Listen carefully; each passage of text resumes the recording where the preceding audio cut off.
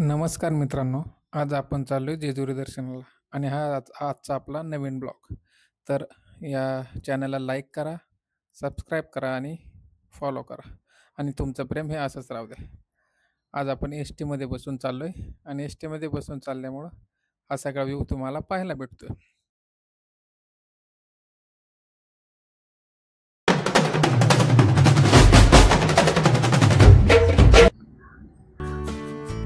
जेजुरीच्या स्टँडवरती आल्यानंतर आपण उतरून आलो आणि उजव्या हाताला मेन रोड आहे मंदिराकडे जाण्याचा. त्या रोडने आता आपण चाललोय.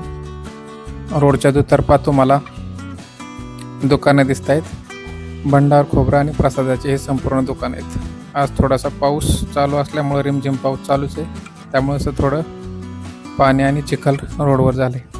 सकाळी 8-8:15च्या दरम्यान आपण आलोय, तरी पण इथं माणसांची गर्दी दिसतेच आहे, कारण हे संपूर्ण महाराष्ट्राचं कुलदैवत आहे. त्याच्यामुळं लोकही येतच राहतात, सकाळ असो संध्याकाळ. आणि हे बघा, आपण बघू शकतोय गडाचं सौंदर्य किती भरून आले. पावसाळ्यामध्ये हिरवगार वातावरण झालेलं आहे.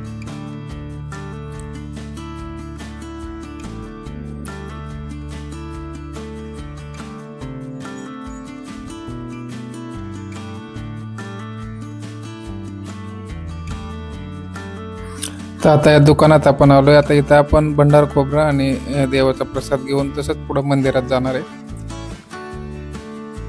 कारण देवाचं हा भंडार खोबरा हा प्रसिद्ध घ्यावंच लागतं. प्रत्येक ठिकाणी देवाच्या मंदिर, पायऱ्या या ठिकाणी ते भंडार खोबरा टाकावं लागतं, त्यामुळे ते घेतलेलं आहे.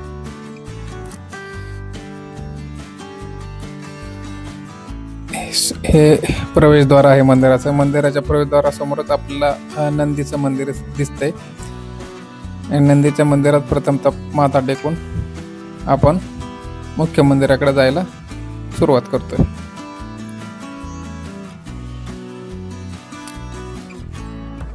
हे मुख्य प्रवेशद्वारापासून जवळजवळ 15 मिनिटाच्या अंतरावरच आपलं मंदिर आहे.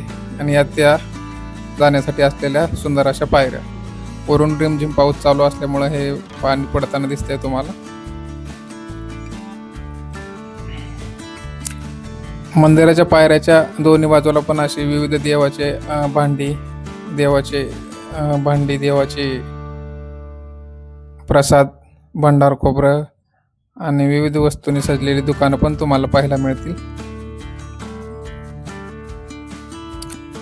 इतक्या सकाळी पण एवढी गर्दी असते मंदिरात दिवसभर तर असतेच, कारण आता लग्न आणि सुट्ट्यांचा हंगाम होता.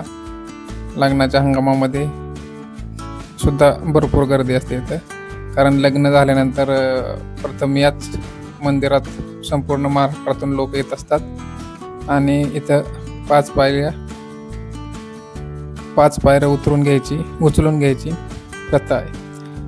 म्हणजे लग्न झाल्यानंतर खंडोबाने सुद्धा म्हाळसा आणि बानो या दोन्ही देवींना 5 पायऱ्या उचलून आणलं होतं, त्यामुळे ही प्रथा तेव्हापासून चालूच आहे.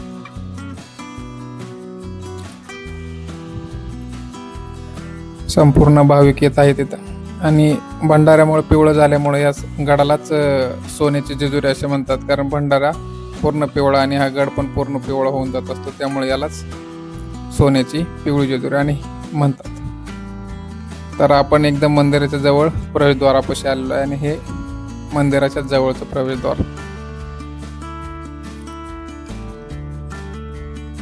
यामधूनच आता आपल्याला आतमध्ये प्रवेश करायचा आहे. पाऊस पडल्यामुळे थोडासा निसरडा झालेला आहेत पायऱ्या सगळ्या, त्यामुळे वयोवृद्ध मंडळी अशी सावकाश चालत आहेत. आणि समोरच आता आपल्याला मंदिराचं पूर्ण प्रांगण दिसत आहे. मंदिर, या दीपमाळा, हे मुख्य मंदिर आणि या दीपमाळा पण दिसत आहेत आपल्याला. भव्य दिव्य असं मंदिर आहे. 1700 साली या मंदिराची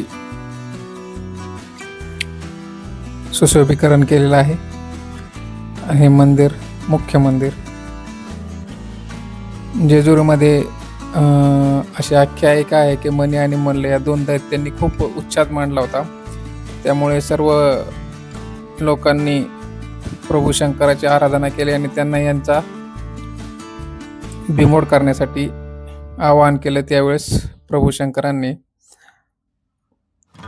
श्री खंडोबारायाचं रूप धारण करून या ठिकाणी त्यांचा बिमोड केला आणि मल्ल या दैत्याला मारल्यामुळे मल्हारी असं पण श्री खंडोबारायांना म्हणतात.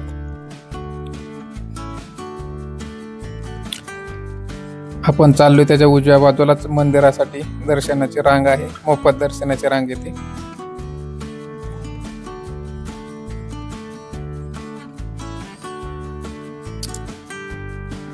ही पूर्ण तटबंदी मंदिराच्या साईडची आणि रांगेसाठी केलेली व्यवस्था.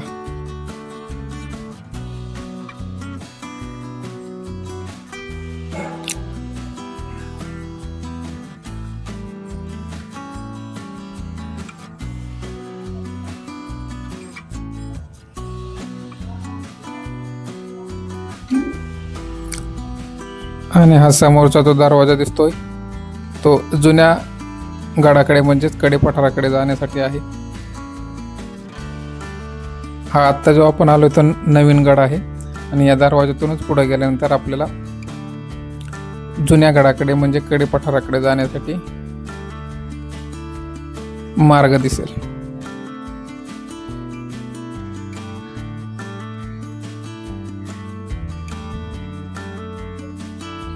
तो पलीकडे दिसतोय तोच जुनागड म्हणजे कडेपठार. तिथेही खंडोबारायाचं मंदिर आहे. त्या रोडला जायला पण आपल्याला जाताना सुशोभीकरण पाहायला मिळतं. आणि या ठिकाणी आपण आलोय खंडोबारायाची प्रथम पत्नी म्हाळसा देवी यांच्या मंदिरापाशी. हे म्हाळसा देवीचं मंदिर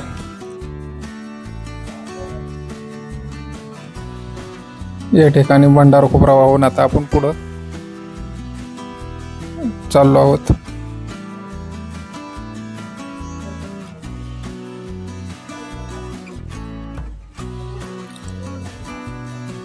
ठिकठिकाणी अशी छोटी छोटी देवांच्या मूर्त्या ठेवलेल्या आहेत.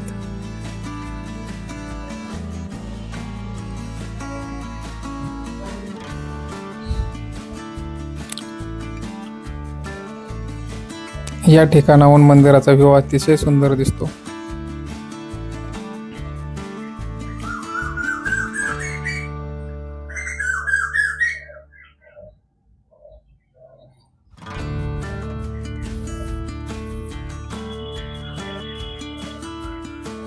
पूर्ण महाराष्ट्रातून खंडोबारायाचं दर्शन घेण्यासाठी लोक येत असतात, कारण हे पूर्ण महाराष्ट्राचंच कुलदैवत आहे. काही इच्छा आकांक्षा इथं बऱ्याच लोकांच्या पूर्ण होतात अशी आख्यायिका आहे. त्यामुळे पूर्ण महाराष्ट्रातून लोक या देवाची आराधना करण्यासाठी इकडे येत असतात.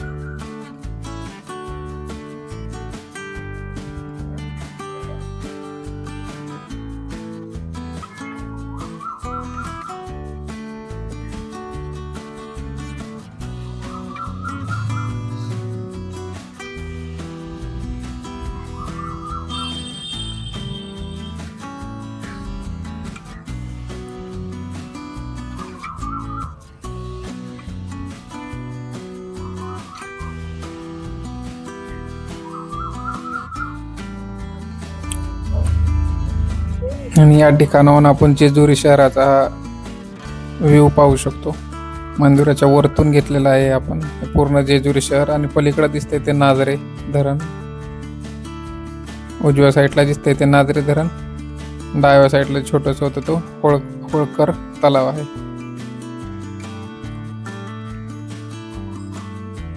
या ठिकाणी देवाच्या पूजा घालण्यात येत असतात. यावरती सुंदर असा मंडप आहे.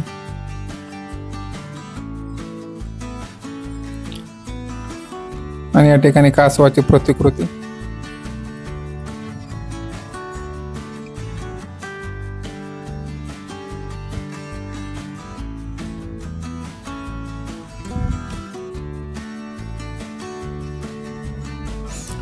मंदिराच्या प्रवेशद्वारासमोरच बरीच लोक आपले फोटो काढण्यास उत्सुक असतात, कारण इथं आलेले सगळे क्षण लोक टिपून घेण्याची इच्छा बाळगून असतात. त्यामुळं सगळेजण फोटो काढत असतात. आणि आज पाऊस असल्यामुळं या ठिकाणी थोडीशी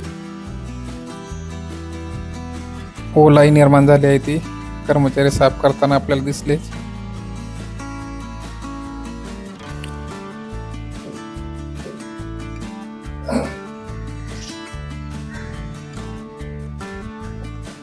आणि हे श्री खंडोबारायांचे हेगडे प्रधान यांची मूर्ती आहे.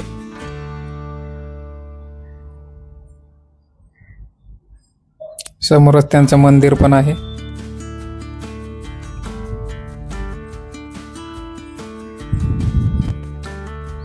आणि ह्या भव्य दिव्य अशा दीपमाळा या संपूर्ण मंदिरभर तुम्हाला पाहायला मिळतील.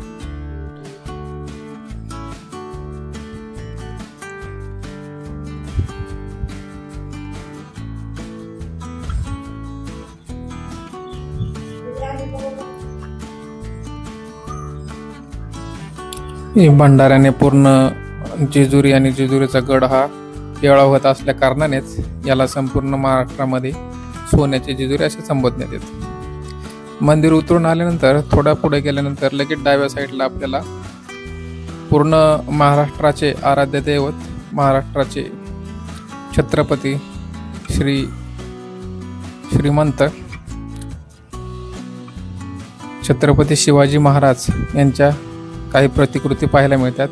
त्यामध्ये छत्रपतींचे वडील श्री शहाजीराजे आणि छत्रपती यांची गळाभेट यांच्या प्रतिकृती आपल्याला पाहायला मिळतात.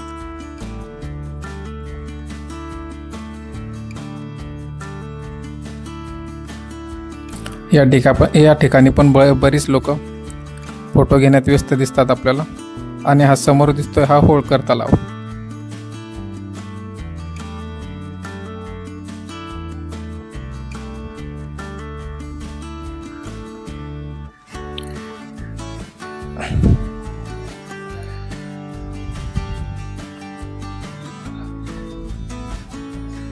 आणि या ठिकाणीच आपल्याला समोर पाहायला मिळते ते बाणाईच्या सगळ्या मेंढ्या आणि त्यांचे पुतळे जे श्री खंडोबारायांनी दगडावर आपटली होती आणि त्यानंतर ते पुन्हा जिवंत केली होती, ते हेच ठिकाण.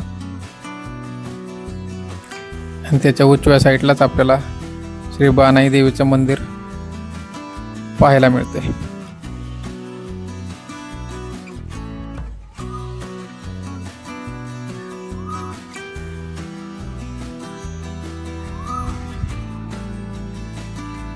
इथून दर्शन घेऊन आता आपण पुढच्या दिशेने वाटचाल करूया.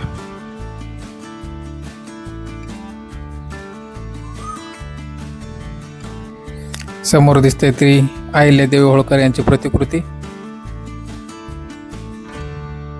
आणि आता आपण संपूर्ण मंदिराचं दर्शन आणि भ्रमंती करून आपल्या परतीच्या वाटेकडे चाललेलो आहे. तर मित्रांनो, आज आपण जेजुरी दर्शनाचा हा व्लॉग पूर्ण केला. तुम्हाला आवडला असल्यास या चॅनलला सबस्क्राईब करा, लाईक करा आणि फॉलो करा. आणि तुमचं प्रेम असंच राहू द्या. तुमच्या प्रेमामुळे हा चॅनल हळूहळू ग्रोथ होतोय, हळूहळू वाढू लागलाय. नवनवीन गोष्टी पाहण्यासाठी, नवनवीन व्लॉग पाहण्यासाठी या चॅनलला सबस्क्राईब करा. धन्यवाद.